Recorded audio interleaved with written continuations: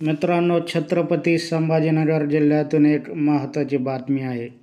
छत्रपती संभाजीनगर जिल्ह्याचे खासदार संदीपान भुमरे यांनी पैठण शहरामध्ये रोजगार मेळाव्याचे आयोजन केले होते.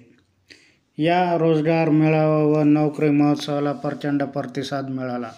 जिल्ह्याभरातील तब्बल 7,000पेक्षा बेरोजगार तरुणांनी या ठिकाणी नाव नोंदणी केली होती. सकाळी सुरू झालेली ही प्रक्रिया रात्री उशिरापर्यंत चालली. दिनांक 16 जुलै 2024 रोजी हा रोजगार मेळावा आयोजित करण्यात आला होता. या रोजगार मेळाव्याला चांगला प्रतिसाद मिळाला. जवळपास 2,000पेक्षा जास्त बेरोजगार तरुणांना या नोकरी महोत्सवामध्ये नियुक्तीपत्र वाटप करण्यात आलेले आहेत.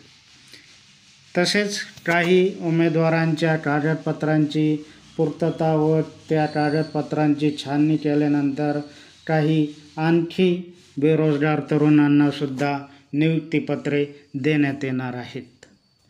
छत्रपती संभाजीनगर जिल्ह्यासह पुणे, नाशिक, चाकण या जिल्ह्यातील औद्योगिक क्षेत्रातील MIDC कंपन्यांचे तज्ज्ञ, प्रतिनिधी व अधिकारी या नोकरी महोत्सवामध्ये उपस्थित होते. त्यांनी नाव नोंदणी केलेल्या 7,000पेक्षा जास्त उमेदवारांच्या मुलाखती घेतल्या. मुलाखती रात्री उशिरापर्यंत चालू होत्या. मुलाखत झालेल्या पैकी 2,000 बेरोजगार तरुणांना आतापर्यंत नियुक्तीपत्र व जॉब कार्ड वाटप करण्यात आलेले आहेत.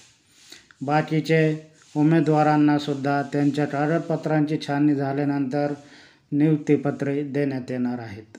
प्रथमच हा नोकरी महोत्सव व रोजगार मेळावा पैठण शहरामध्ये आयोजित करण्यात आला होता.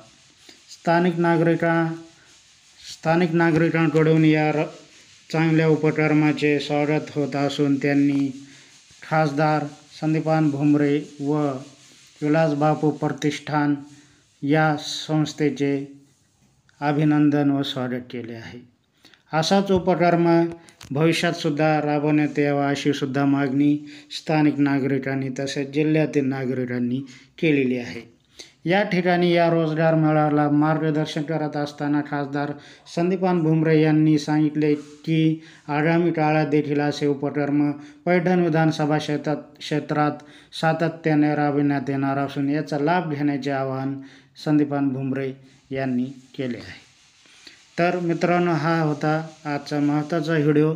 तुम्हाला हा व्हिडिओ आवडला असेल मित्रांनो, लेटेस्ट अपडेट्ससाठी व नवीन माहितीसाठी आमच्या या महायोजना मराठी यूट्यूब चॅनलला सबस्क्राईब करा. धन्यवाद.